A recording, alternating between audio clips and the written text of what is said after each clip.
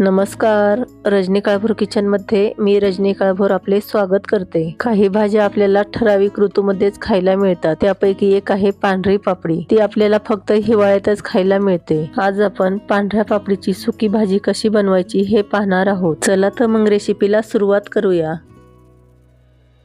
सुरुवातीला आपण भाजी कशी निवडायची ते पाहूया। पापडीचे दोन्ही साईडचे भाग काढून टाकायचे। या पद्धतीने म्हणजे याच्या शिराही निघतात। उलट्या बाजूने म्हणजे जो भाग जाडसर असतो त्या बाजूने शेंग सोलायची। शेंग आतमध्ये खराब तर नाही ना हे पाहायचे। कोवळे दाणे तसेच ठेवायचे। दुसऱ्या शेंगाही याच पद्धतीने निवडून घ्यायच्या।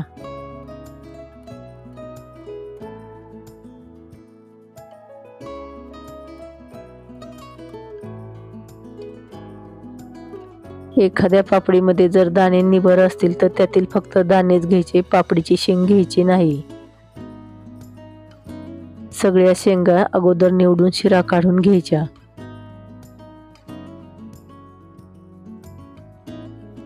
सगळ्या पापडीचे शिरा व देठ काढून झाले की सुरीने किंवा हाताने तुकडे करून घ्यायचे। आवडीप्रमाणे पापडीचे छोटे किंवा मोठे तुकडे करून घ्यायचे। आपण येथे पापडीचे मीडियम साईजचे तुकडे करून घेतले। तुकडे करताना परत एखादी अर्धी शीर दिसली तर ती काढून टाकायची, नाहीतर खाताना दाताखाली येते। सगळी पापडी चिरून झाली की पाण्यात टाकून धुवून निथळून घ्यायची।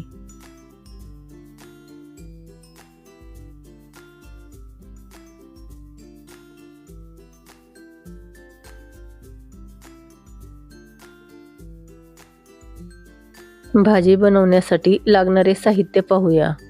चिरलेली पांढरी पापडी, तेल, जिरं, मोहरी, कढीपत्ता, लाल मिरची पावडर, घरचा मसाला, हळद, चवीनुसार मीठ। वाटण्यासाठी लागणारे साहित्य: खोबरे, कोथिंबीर, लसूण, जिरं, भाजलेले शेंगदाणे। वाटण मिक्सरला किंवा पाट्यावर वाटून घ्यायचे। वाटण सुरुवातीला पाणी न टाकताच वाटायचे, म्हणजे खोबऱ्याचे बारीक तुकडे राहत नाहीत। त्यानंतर चमच्याने वाटण हलवून थोडंसं पाणी टाकून परत वाटून घ्यायचे। वाटण आपले तयार आहे। कढई गरम झाली की तेल टाकायचे। तेल गरम झाले, आता मोहरी टाकायची। जिरं, कढीपत्ता टाकायचा।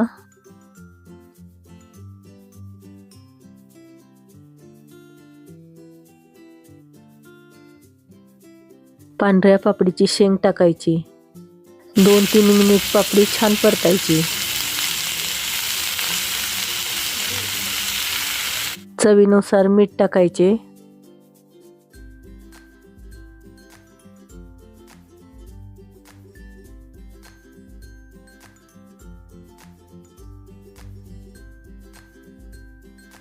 हळद टाकायची।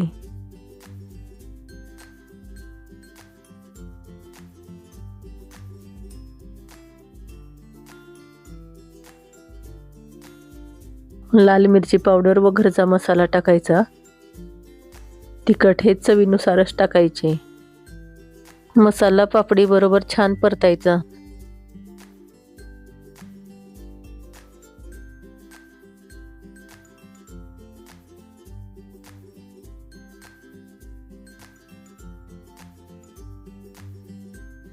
त्यानंतर वाटलेले वाटण टाकायचे। तेही पापडी बरोबर परतून घ्यायचे।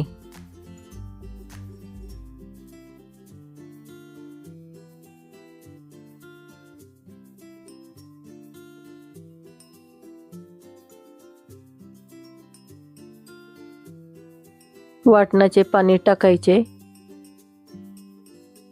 पापडी शिजण्यासाठी जास्त पाणी नाही लागत, त्यामुळे बेतानेच पाणी टाकायचे।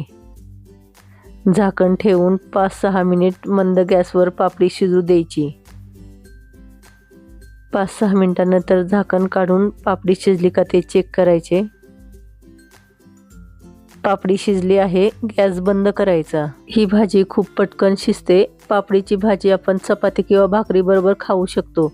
या भाज्या आपल्याला ठराविक सीझन मध्येच खायला मिळतात, म्हणून अवश्य खाव्यात। तुम्हाला ही रेसिपी कशी वाटली हे मला कमेंट्स मध्ये नक्की सांगा।